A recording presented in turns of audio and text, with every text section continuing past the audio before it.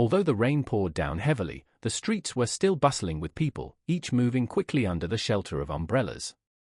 Their faces were hidden, but their hurried steps revealed a sense of urgency, as if they had somewhere important to be. Some found refuge in a small cafe tucked away on the corner, its windows fogged up from the warmth inside. In a back corner, the air buzzed with quiet conversations about primes and Gaussians, a hidden haven for mathematicians seeking shelter from the storm. The shelves were lined with thick textbooks and neatly scrawled relations on throwaway napkins.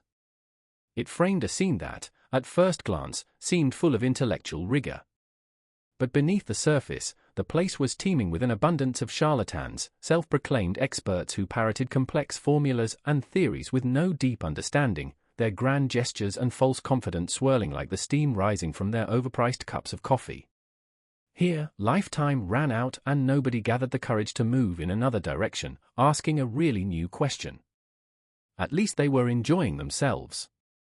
It was only when a loud crash interrupted the idle chatter that the false calm broke. One of the patrons, a man who'd been loudly debating the merits of parametricity, was now sprawled across the floor, blood seeping into the rug from the deep gash on his forehead, his glasses shattered beside him. The crowd fell silent, for a moment, as the brutal shift from theory to reality settled over them like a dark cloud. But this ultimately won't wake them up, won't alter their situation. In fact, it happens on the regular. Another week, another stain on the carpet.